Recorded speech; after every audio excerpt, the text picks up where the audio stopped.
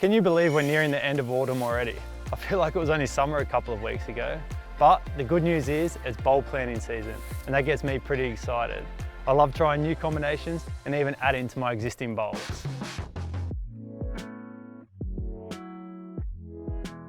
A lot of people aren't sure when the right time to plant bulbs is. Some worry it's too early, some worry it's too late. But the easiest way to remember is to plant them around Mother's Day. A couple of weeks either side is fine, just try and keep it as close to Mother's Day as possible. To get us all in the mood for bulb planting season, I thought I'd show you how to make a bulb lasagna in a pot. These are great for adding a big punch of colour and scent to your balcony, terrace or outdoor space, and are really easy to make. There are two main types of bulb lasagna. One with all of the same species for a compact flower show, which looks amazing in multiple colours.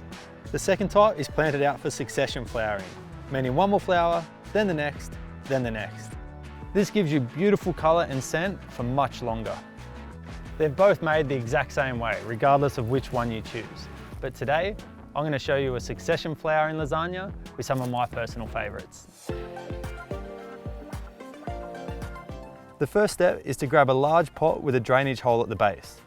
It needs to be large because you're going to need that extra depth for the various layers of bulbs.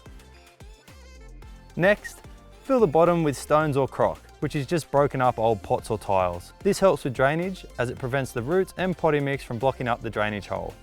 Drainage for bulbs is really important because if they do get waterlogged, they can rot away in no time. Now grab some premium potting mix. That few extra dollars it costs per bag for the premium stuff is really worth it. Spread a layer of the mix around 20 centimetres thick at the base of the pot and lightly press down.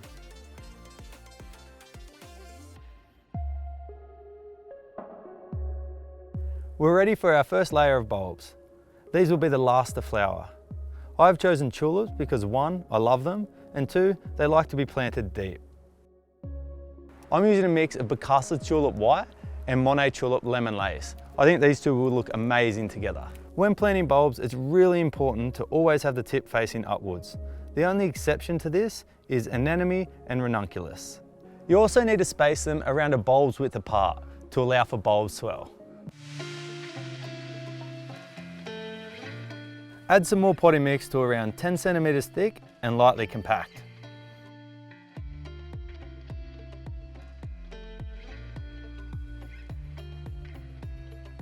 The second layer of bulbs I've chosen, and the second to flower, is Hyacinth Blue Trophy.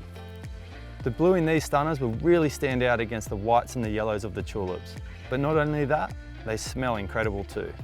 When placing the second and third layers of bulbs, don't worry if you put a bulb directly over one below, because when the growing tip hits the base of the bulb above, it just curves around it and continues on. Mother Nature will always find her way. We then put another 10 centimetre layer of potting mix over the top and lightly compact. For our last layer of bulbs and our first to flower, I've chosen miniature daffodils tete-a-tete. I have been in love with these little guys from the first time I ever saw them, and to me, they are one of the early signs of spring and of the warmer weather to come. Finish it off with one more layer of potting mix, this time a little bit less, about 5 to 8 centimetres thick, then lightly compact.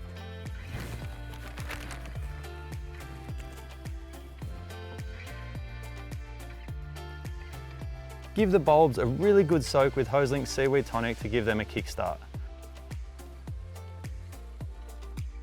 Then every few weeks, water with Hoselink's liquid garden fertiliser. With so many bulbs in one pot, this will really help them flower to their full potential. So that's it, a really fun and simple way to have your pots exploding with different colours, textures and scents come spring. And if you're like me, not only will you want bulbs in pots, but you'll want them all through your lawns and gardens. And it's a great way to get the kids involved too.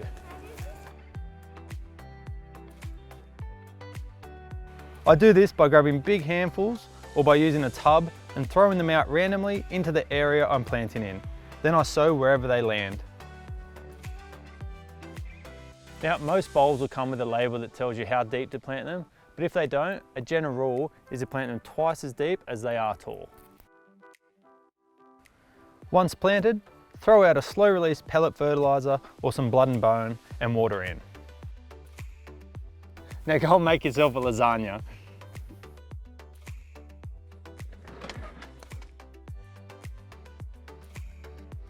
Well done, you've made it to the end of the video. Now, if you want to learn even more about gardening, you can subscribe to our YouTube channel here or watch more gardening tips just here.